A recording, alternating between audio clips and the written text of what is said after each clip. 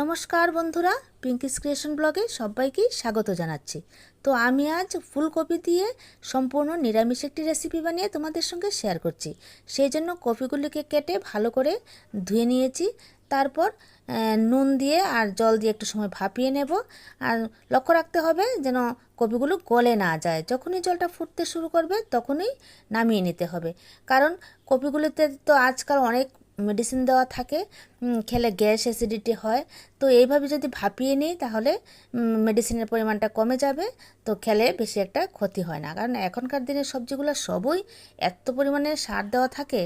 যাই হোক, সেগুলোকে আমি যখন ফুটতে শুরু করলো তখনই নামিয়ে নিচ্ছি। এখন আমি গ্রেভির জন্য সবগুলো উপকরণ রেডি করে নিচ্ছি। দেখো, প্রথমে আমি নিয়েছি একটা বড় সাইজের টমেটো কেটে, তারপর 1 ইঞ্চির মতো আদা, কয়েকটা কাজু, কিশমিশ, শুকনো লঙ্কা, কাঁচা লঙ্কা। তোমরা তোমাদের পরিমাণ মতো, স্বাদ মতো ঝালের পরিমাণটা দেবে। আমি আমার ঝালের পরিমাণটা আমার স্বাদ মতো নিয়েছি।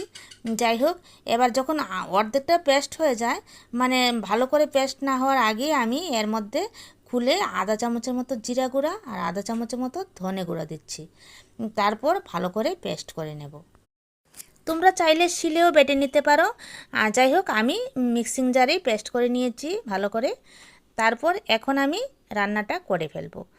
প্রথমে আমি গ্যাস ওভেনে বসিয়ে দেব একটা কড়াই বসিয়ে নিয়ে, তারপর কড়াই গরম হয়ে গেলে সর্ষে তেল দিয়ে ফুলকপিগুলো যে ভাপিয়ে রেখেছিলাম সেগুলো দিয়ে নুন হলুদ দিয়ে পরিমাণ মতো, তারপর আমি কপিগুলিকে একটু লাল লাল করে ভেজে নিচ্ছি। ঢেকে রাখার প্রয়োজন নেই, কারণ এখানে 80% সেদ্ধ হলেই হয়ে যাবে, আর সেটা ভাজতে ভাজতেই হয়ে যাবে। যাই হোক, এইভাবে নাড়াচাড়ে একটু সময় পর পর মিডিয়াম টু হাই স্টিমে রেখেই কপিগুলোকে আমি ভালো করে ভেজে নিচ্ছি।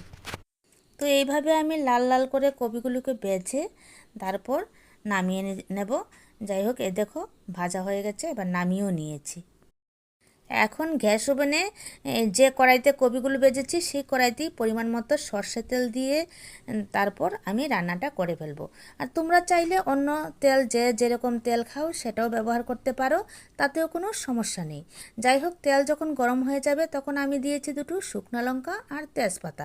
শুকনো লঙ্কার কালারটা চেঞ্জ হওয়ার জন্য একটু সময় নেড়ে চেড়ে দিচ্ছি। তারপর দিয়ে দেব এর মধ্যে পুরন। তো পুরনে আমি ব্যবহার করব গোটা জিরা। তো গোটা জিরা দিয়ে পুরনটা দিচ্ছি। তারপর গ্রেভির জন্য যা পেস্ট করে রেখেছিলাম সেটাও দিয়ে দিচ্ছি। এখন আমি এই গ্রেভিটা ভালো করে কষিয়ে নেব। তার আগে দিয়ে দিচ্ছি একটু হলুদের গুঁড়া আর পরিমাণ মতো নুন। তো নুনটা তোমরা তোমাদের স্বাদ মতো দিও অবশ্যই। তো আমি একসঙ্গে দিয়ে দেব ঝোলের জন্য, আর দেব না পরে, তাই একসঙ্গে দিয়ে দিলাম ছোটো চামচ দিয়ে 2 চামচের মতো।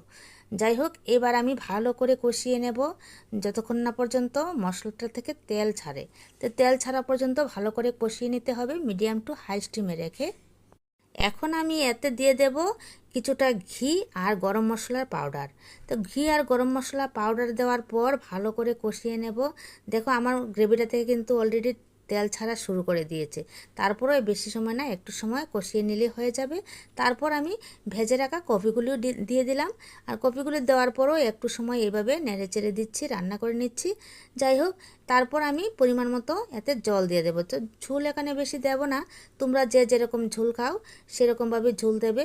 তারপর জলটা দেওয়ার পর আমি কিছুক্ষণ সময় ঢেকে রাখবো, মানে 3-4 মিনিটের মতো ঢেকে রাখবো মিডিয়াম টু হাই স্টিমে গ্যাস ওভেনের আঁচটা রেখে। তারপর গ্রেভিটা ভালো করে ফুলকপির মধ্যে ঢুকবে এবং গ্রেভিটা ভালো করে সেদ্ধ হবে। আর ভালো করে সেদ্ধ হলে ঝোলটার স্বাদ হবে। ফিরে এলাম 3-4 মিনিট পর। এবার ঢাকাটা উঠিয়ে দিলাম, আর তরকারি একদম রেডি হয়ে গেছে। আর এই রেসিপিটা বাচ্চা থেকে বয়স্ক সবাই খেতে ভালোবাসবে। যারা নিরামিষ খেতে পছন্দ করে না বা ফুলকপিও খেতে পছন্দ করে না, তাদেরকে এইভাবে রান্না করে খাইয়ে দেখুন, ওরাও ভালোবাসবে। যাই হোক, রেসিপিটা একদম কমপ্লিট হয়ে গেছে, এবার নামিয়ে নিলাম। আর আমার রেসিপিটা যদি ভালো লেগে থাকে, ভিডিওটা লাইক কমেন্ট করার অনুরোধ রইল, শেয়ার করার অনুরোধ রইল। তো তোমরা সবাই ভালো থেকো, সুস্থ থেকো। তোমাদের সঙ্গে দেখা হবে আবার পরের ভিডিওতে। আর সবার জন্য শুভকামনা রইল। ভিডিওটা সম্পূর্ণ দেখার জন্য তোমাদেরকে অসংখ্য ধন্যবাদ।